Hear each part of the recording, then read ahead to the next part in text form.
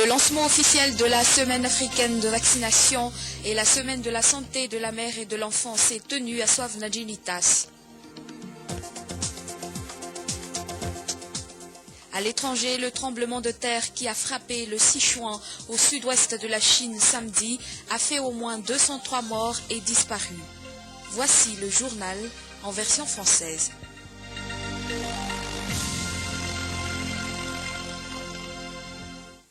C'est toujours un plaisir de vous retrouver sur ce plateau du journal en version française.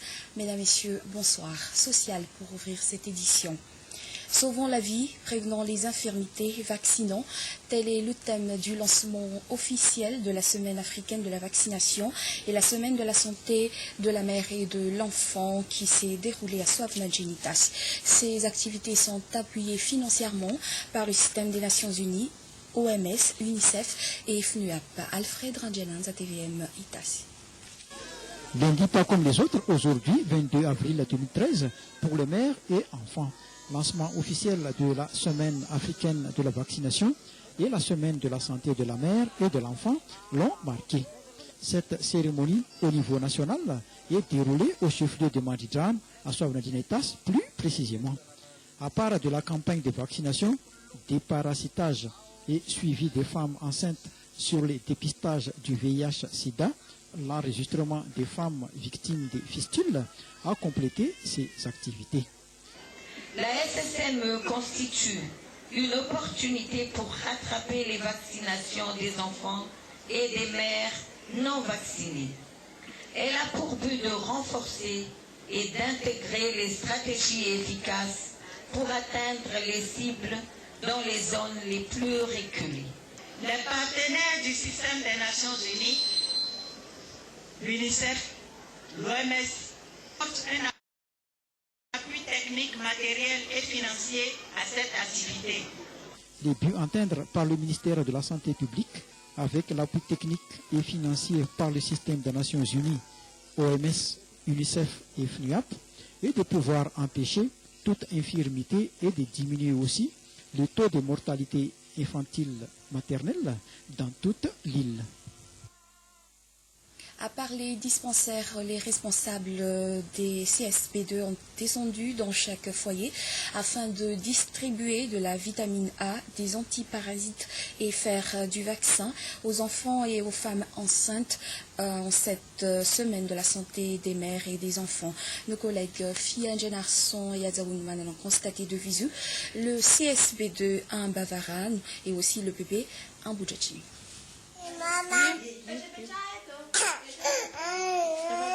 Le fils de Ranjianzaka Fleurette a 2 ans.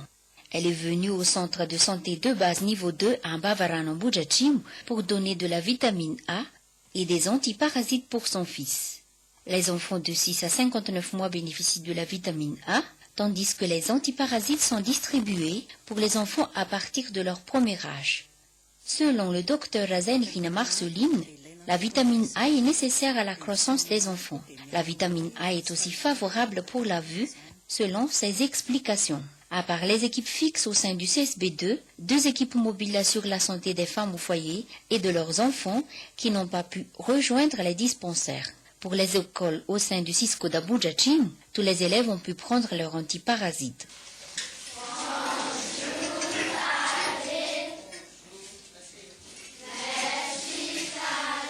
Grâce à la collaboration du ministère de la Santé, nous avons pu bénéficier des antiparasites pour les 540 élèves dans notre établissement. Les enfants qui ont déjà pris l'antiparasite chez eux ne bénéficieront plus de ce médicament à l'école parce qu'un enfant ne doit prendre de l'antiparasite que tous les 6 mois. Dans un tout autre domaine, le sucre malagasy est très demandé sur le marché international. Toutefois, la production n'arrive pas à satisfaire les demandes car la grande île se penche beaucoup plus vers l'importation que l'exportation. Le centre malagasy de la canne à sucre a organisé un atelier de réflexion à Mbilbé pour résoudre les problèmes rencontrés dans ce secteur. Un reportage commenté par Riva Ravonari. Car n'arrive pas à satisfaire le besoin du marché national En effet, la grande île produit 90 000 tonnes de sucre par an, tandis que la consommation de la population malgache atteint les 150 000 tonnes. Madagascar doit ainsi importer du sucre pour pallier ce manque. La région d'Ambilbé produit la plus grosse quantité à Madagascar, raison pour laquelle un atelier de réflexion sur cette filière a été organisé dans cette région. Atelier ayant vu la participation du ministère du Commerce, du ministère de l'Agriculture, du Centre malgache de canne et sucre au CMCS, ainsi que les opérateurs économiques. Pendant 2 jours, les problèmes rencontrés dans ce secteur ont été discutés. L'objectif étant d'organiser la campagne sucrière afin de maximiser la production au bénéfice de tous les acteurs de la filière, incluant les planteurs, les transporteurs et les industriels. La ministre du Commerce, Olga Ramalasson, a salué le travail accompli pour parvenir à trouver des solutions appropriées aux problèmes évoqués. Et elle d'ajouter qu'en ce moment, grâce au partenariat avec l'Union européenne et par le biais de la convention de l'ACP Union européenne, Madagascar peut exporter du sucre. D'ailleurs, le produit malgache est très demandé sur le marché international et plus particulièrement en Europe. Madagascar compte 5 usines de raffinerie de sucre, dont 3 fonctionnelles à Mourndave, Namaki et Ambilbé. Par ailleurs, il existe une 60aine de variétés de canne à sucre dans la grande île. Et pour continuer ce journal, l'association Accès Zonulmil condamne le report des dates des élections. La non-tenue des élections favorise l'appauvrissement de la population malgache. Une conférence dit à Tsaramasai, Marchara Markout et Andra Tonarvo étaient sur place. Le report des dates des élections et le prolongement de la transition ne sont pas des solutions adaptées aux problèmes de la société malgache, a expliqué le vice-président du conseil d'administration de l'Accès Zonulmil. Les impacts de la crise à Madagascar sont de plus en plus insupportables, presque à tous les niveaux. Nous avons ressenti que 1500 enfants, 1 500 000 enfants ont été déscolarisés. 336 000 emplois sont perdus. 57% du peuple vit donc sous le seuil de la pauvreté extrême. 35% des ménages sont en sécurité alimentaire et le niveau de l'insécurité est dans un niveau très haut actuellement en Madagascar. Donc, d'après ces statistiques, l'association Accès Zonulmil fait donc la date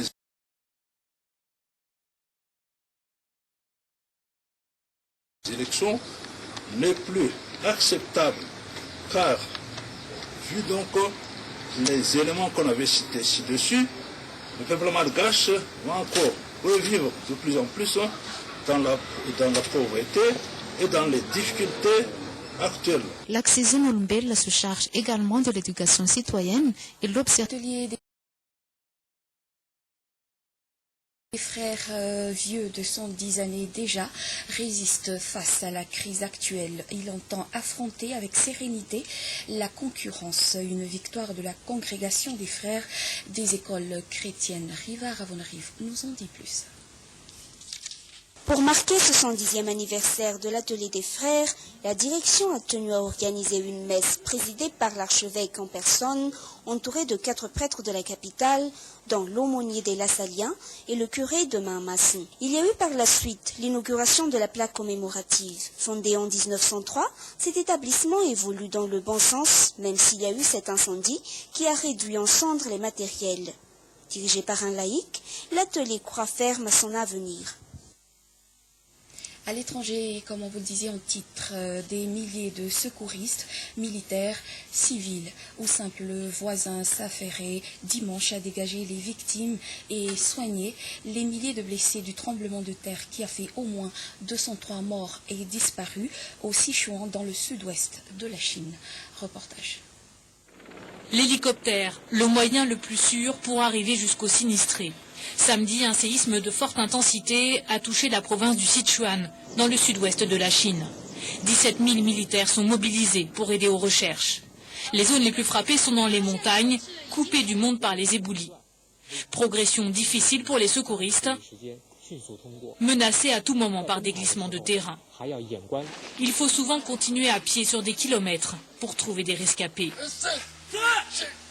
Ce vieil homme est épuisé, il a tout perdu dans le séisme. Il sera ramené à Dodome, vers un centre de secours. C'est le canton de Lushan qui a le plus souffert. La plupart des bâtisses se sont effondrées. Cette femme, elle, ne se résout pas à quitter sa maison. J'espère que le gouvernement pourra m'aider à reconstruire ma maison. Sinon, j'y arriverai pas, même avec les salaires de toute une vie entière. Selon les chiffres officiels, 17 000 familles sont actuellement sans abri au Sichuan. Hébergement sous tente pour les plus chanceux, rationnement des vivres pour... Pour survivre, nous ne pouvons compter que sur les distributions de nourriture. Nous mangeons seulement quand on nous donne quelque chose. Et quand j'arrive à avoir de la nourriture, il faut partager avec toute la famille. L'hôpital de Lushan est débordé. Les soins se font... Le bilan général s'élève pour le moment à plus de 200 morts et disparus et 11 300 blessés. Ce séisme met à l'épreuve le nouveau gouvernement chinois. Le Premier ministre s'est rendu très vite auprès des sinistrés, insistant sur la forte mobilisation de l'État. Pékin veut montrer que les leçons ont été tirées du grand séisme de 2008, qui avait fait plus de 87 000 morts. Les journalistes du Mali, Burkina Faso, Niger et des pays des Grands Lacs s'insurgent contre le projet de loi sur la presse burundaise récemment voté par l'Assemblée nationale. Dans une conférence internationale qui se tient à Bonn en Allemagne, ces journalistes demandent aux sénateurs burundais de ne pas voter cette loi tant décriée par les professionnels des médias. Tout de suite le reportage. De nombreux quotidiens parus ce lundi à Bujumbura consacrent leur colonne à la nouvelle loi sur la presse. Pour eux, c'est le premier désamour entre le pouvoir législatif et la presse burundaise qui s'estime bâillonnée. Un sentiment largement répandu dans cette radio privée de la capitale, mais pour les journalistes, pas question de baisser les bras. On va continuer à travailler comme d'habitude parce que l'histoire du journalisme n'est pas venue du Burundi et nous allons continuer à exercer librement en tenant compte des règles et de déontologie professionnelle du métier. Avec 32 voix pour et seulement 2 contre, le Sénat a adopté vendredi la loi sur la presse. Parmi les principales dispositions du texte, l'obligation faite aux journalistes de dévoiler leurs sources dans toutes les affaires se rapportant notamment à la sécurité de l'État et à l'ordre public. Comme plusieurs organisations internationales, le syndicat des journalistes burundais qualifie cette loi de liberticide. Et il y voit une volonté du pouvoir en place de punir les médias locaux. C'est comme, je dirais, une certaine revanche à l'endroit des médias qui, en certains moments, ont donné la parole à l'opposition, qui était même à l'extérieur, qui avait fui en exil. Et donc, un sénateur l'a bien clarifié que c'est effectivement pour mater les journalistes, pour mater les médias. L'Assemblée nationale avait été la première à se prononcer favorablement sur cette loi. Mais le texte voté par les députés a subi lors de son adoption au Sénat quelques légères modifications. Les 2 chambres du Parlement vont créer une commission paritaire mixte pour se mettre d'accord sur la version définitive du texte qui sera envoyée à la présidence de la République pour promulgation. Toujours à l'étranger, présidentiel au Paraguay, grève de la faim à Guantanamo, violence en Birmanie. Voici tout de suite Le Monde en bref. Il a repris conscience. Il commence à répondre par écrit aux questions des enquêteurs. Djokaril, plus de la moitié des 166 prisonniers refusent désormais de s'alimenter. Une quinzaine d'entre eux est nourrie de force. C'est une fouille des Corans vécue comme une profanation par les prisonniers qui a déclenché ce mouvement. Mais les avocats de ces détenus enfermés ici depuis 11 ans sans inculpation ni procès dénoncent un mal bien plus profond. C'est la fin de cette édition. Merci de l'avoir suivi. Excellente suite au programme à tous sur la chaîne nationale et je vous donne rendez-vous demain à la même heure. Au revoir.